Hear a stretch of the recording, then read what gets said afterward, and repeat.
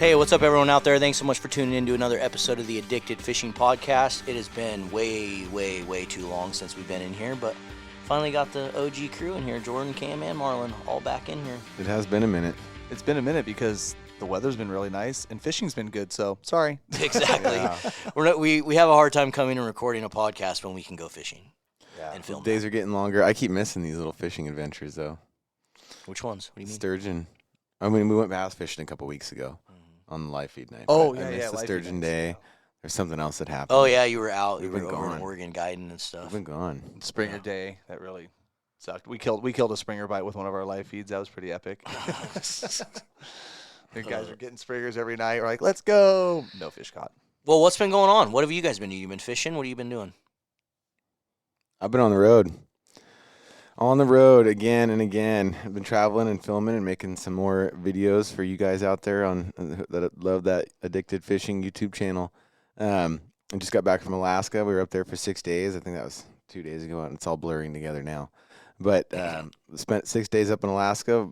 Took Clint and Mike, our production and our shop guy, with us, and hit it hard and had some nasty weather. Rode out some big waves and caught just a few fish and put together some videos. And that was a hard-fought win.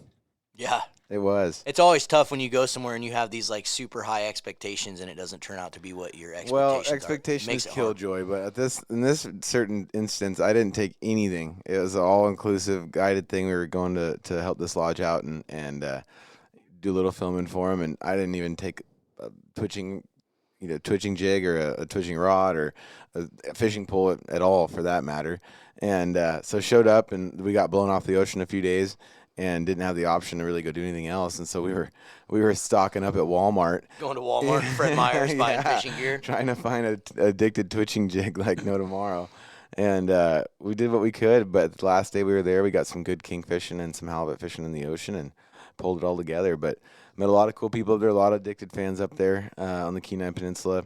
So big shout out to all you guys out there that might be listening to this podcast. Sorry if I missed you as well, but thanks for saying hi, everybody that got a chance to. Yeah, that's really cool. Yeah, it was really it was fun to meet all the new people up there. A lot of dudes from down here, of course, but it was, we were definitely seeing addicted stickers on trucks everywhere. That was cool. That's Good freaking to see. sweet. Taking over. Yeah.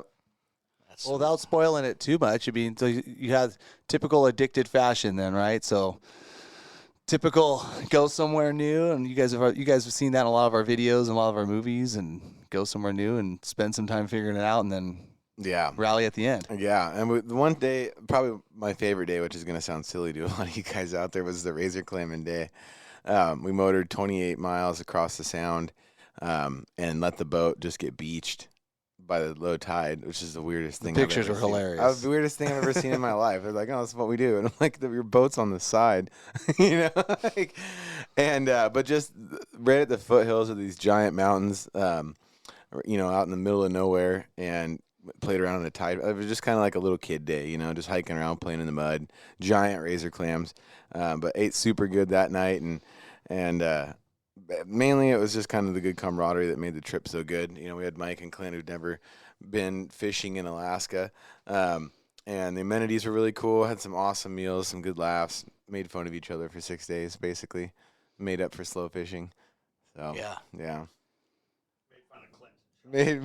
Okay, nobody really made fun of me. And Mike. But Clint's always getting picked on. yeah, aren't we all? One of these days he's going to just go postal and just shank every one of us. But it was then we did some river fishing because we had to, because we went out one morning, launched off this really cool beach. I'm kind of spoiler alerting it for you guys, but you're going to have to see the footage anyways. But we were launching off the beach with these big yarders, basically, or these big Tractors, right? Yeah, they say tractors, but it's a piece of logging equipment. It's for dragging out logs. But they hook up to your boat. You bring the boat in with the truck. You unhook it. They hook up with this big tractor, and they just dump your ass right off the beach. So it's super cool. But we went out that one morning to give her hell. We knew it was going to get big. They were calling for like 4-footers, and I was thoroughly enjoying watching Clint and Mike and Sean just sicker than hell the whole time.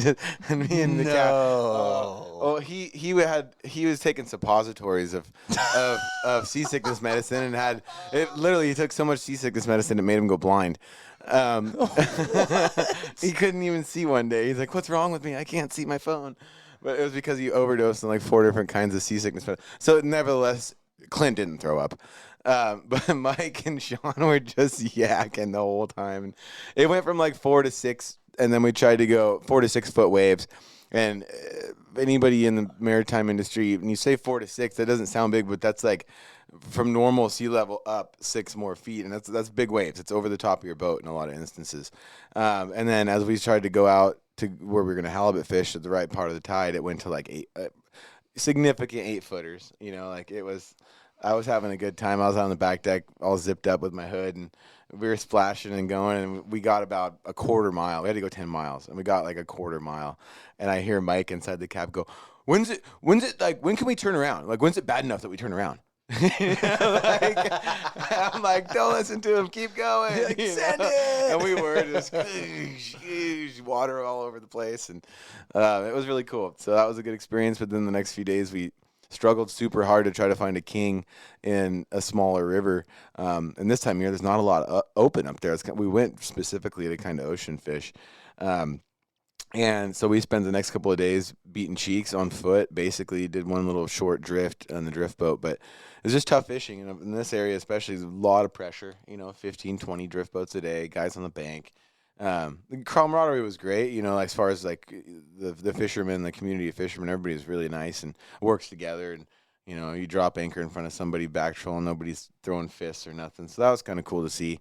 They all are just doing what they have to up there. But fishing got a little bit better for the kings on the last day that we fished. It got a little more kingy weather. It was 70 and sunny most of the time, but super high winds. But then the last day, we got some good rain, and the bite really popped. I mean, we probably saw 10 to 15 fish hooked.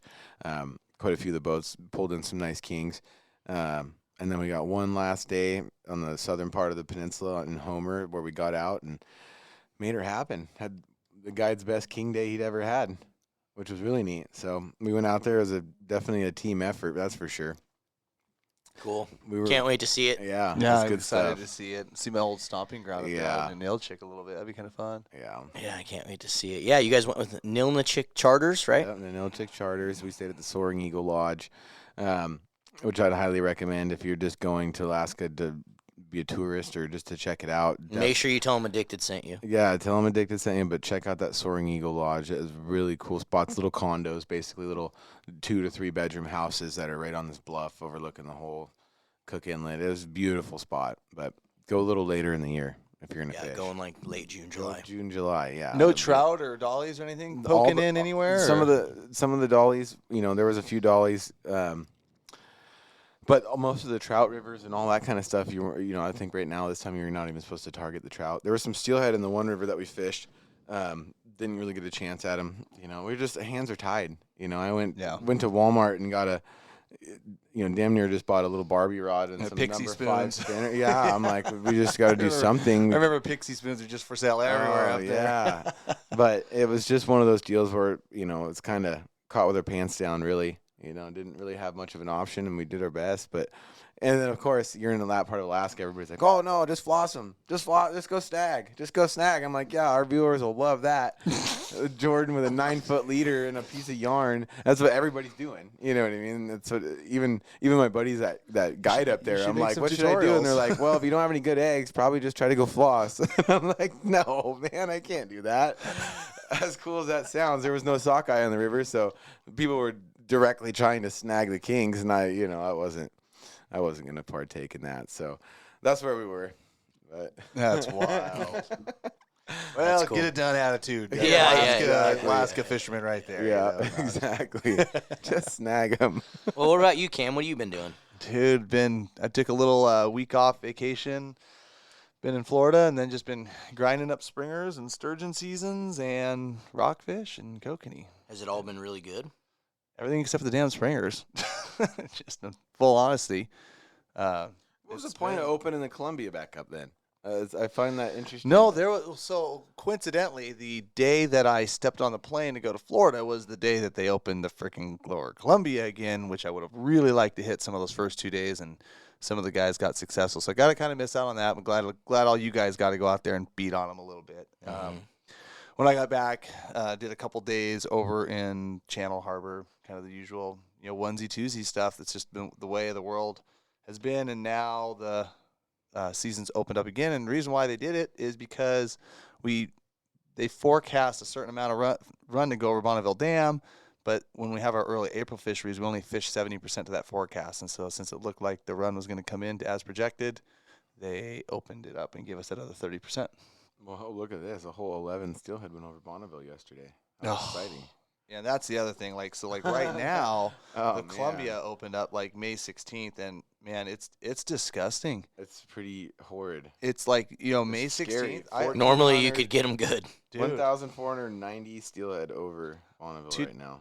Which days. Some people might say, "Oh, it's not time yet," but no, that's way smaller of a number than it shouldn't be time yet. Well, most of the early fish that would come in that we'd start fishing on May 16th in the Columbia were going to other rivers. Oregon trib fish. Yeah. Mm-hmm. And they have right maxillary clips. They're big. The majority of them are clipped. They're very obvious, like Sandy Am strain, right? Wink, wink, style fish. And we get a lot of them, and we used to just get tons of them. What happened to all of them? Did they stop planting them? Did they decrease the plants? Numbers are down, but steelhead numbers are just down. I mean, they're just down Across the board. I mean, even as we came out of winter steelhead, I was really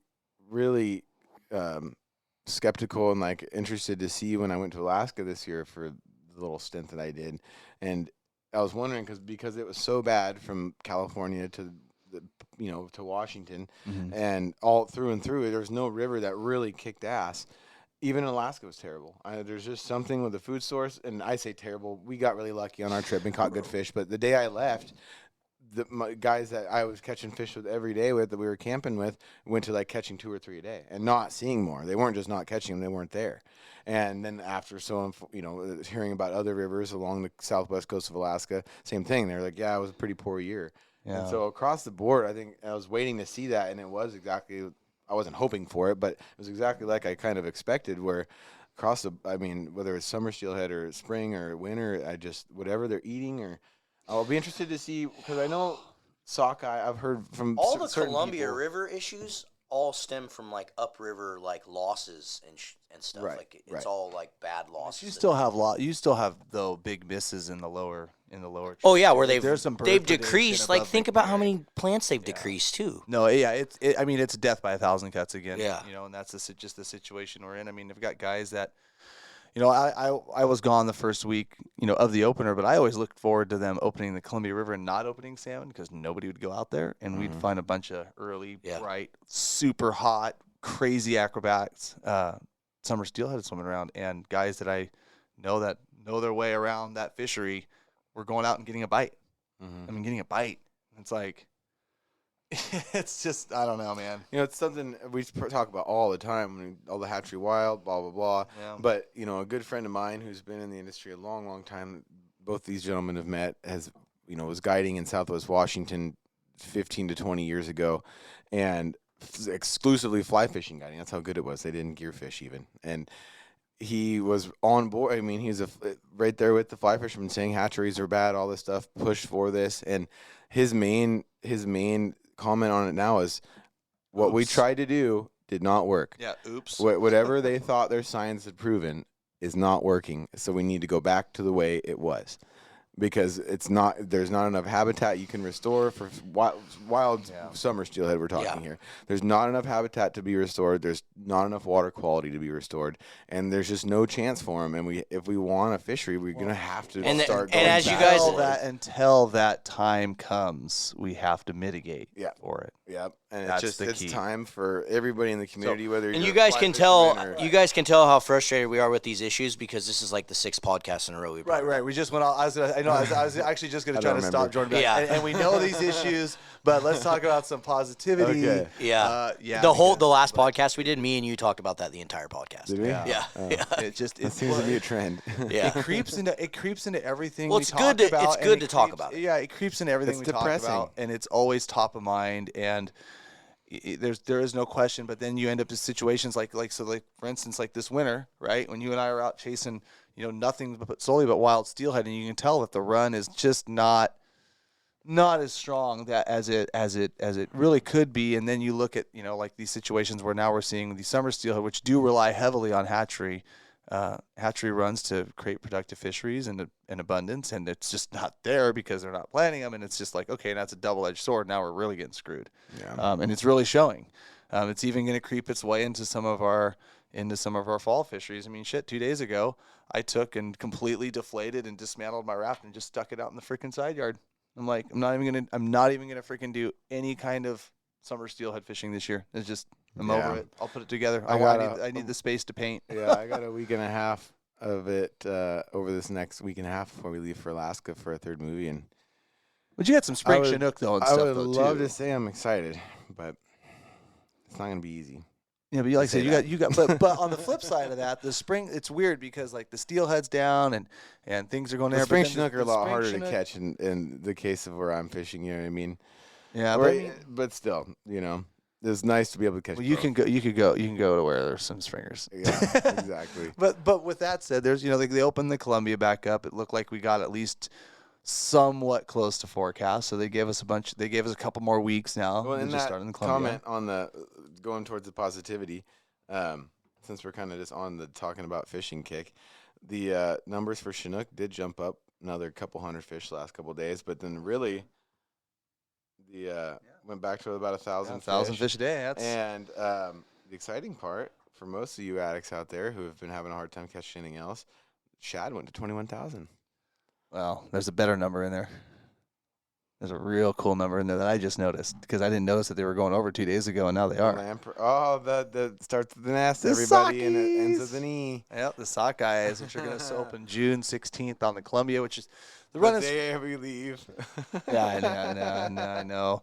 It's funny because TJ Hester calls me and he calls me up today just randomly he's like, you getting any sockeye yet? He's like, I know you're steelhead fishing. I know you're steelhead fishing. I'm like, no, actually, dude, I'm not like at all. I'm actually out here sturgeon fishing today. And he's like, well, what have you heard for sockeye yet? And I'm like, nothing. I'm like, give it a week. He's like, no. He's like, you guys should be catching them right now. I'm like, no, we shouldn't be. Just give it a week. Like we'll see him. But it's for us, funny how fast things change in a week sometimes. But then he makes the comment, and I go, you know, TJ, they're only projecting like half of what we had last year. He goes, they are never, ever right on sockeye. And I'm like, good point. They aren't. They're so far off every time. Sockeye are a real tough cookie. And one time they predicted 98,000 and 660,000 came back. Exactly. And even last year, they predicted they predicted 300, and I think they got 360 total. Which actually they were close on. I mean, I would consider that's that not close. bad. That's not bad, but kudos. You know, but what TJ wanted me to say so bad was like, I've been catching them for a week. These things all over the place because he wants to see that abundance. That does happen though. Oh, for sure. No. We will start seeing. If I get a while. Well, you're going to be summer Chinook fishing soon, right? Friday. Yeah, that's what I thought. Friday. And there will be some times where I'm going to encounter. Be right in your spot. You don't even know where I'm going. I'll find you. I'm going to be trolling. Lame. Oh, okay. Triple wobbler only. Lame. Triple wobbler only off with a bell, and that's the only way we could catch him. No, anyways, and then summer Chinook starts technically on June 16th, even though it's open now, and that's supposed to be a pretty damn good run. And from what I'm hearing from guys, and some of these Southeast Alaska fisheries and whatnot, that they're saying that their early abundancy of kings is greater than they've seen in like years and years and years. Funny what happens when you give them a year break. Well, of a yeah, right. Quote unquote pandemic. Yeah. Quote COVID there. Oh, the positivity of COVID. Cool. No. Jordan's just wanting to be really negative tonight. I'm sorry, guys. No, let's not. But like some of the guys that up there posting pictures, I messaged one of them was really pronounced, owns a lodge up there, and he's just like, there's a ton of early kings. That's cool. Well, there you go. Now they're just killing our fall fish before they get here. Sons of bitches. That's what I'm saying. I just haven't heard. Is there a lot of people catching them trolling? Because everyone I know that's catching them is getting them on anchor. During those 6 hours the tide's running out. Yeah. Yep. Mm-hmm. Yep. Mm-hmm. Yep. No, I'll probably be trolling Friday morning. Because I won't have any tide. So there you go. That's why I'm going to be trolling. I'm going to be rowing my butt down the river. And 2 other people's butts. Nice. Well, do we got any other quick updates before we kind of finish this podcast? Today's podcast, guys, was just kind of like a catch up. We just wanted to bring you guys a little up to speed. We haven't been in here a while, and so we just wanted to do a little quick update on things. What else is going on? We're leaving for Alaska soon. We're going to film our third movie, guys. So get excited. Boys and girls. Addicted Alaska 3. This will be the final. We will probably not make another one of these. We're going to round it out with a trilogy. This will be it. On to South America. And we're going to go somewhere else now and start a new series. We're going to start a new series. I don't know what yet, but. Oh, gosh. I don't want to know. Actually, I do. We'll talk about it. Addicted Canada. That's what I will do. Right at the end of the day. A little Exactly. Addicted Canada. They're going to hate us up there. I don't know what you're talking about. No way. We have a lot of Canadian fans. It's crazy to see how many we do have. If they ever let us in. It's really cool. That too. Yeah. It should be really good up there. Yeah. Oh, gosh. Yeah, right? It's been quiet. So. Good stuff. Well, what else we got? Any other updates before we say goodbye to these people? No. Me. We'll be talking to you guys next week. Yeah. We will.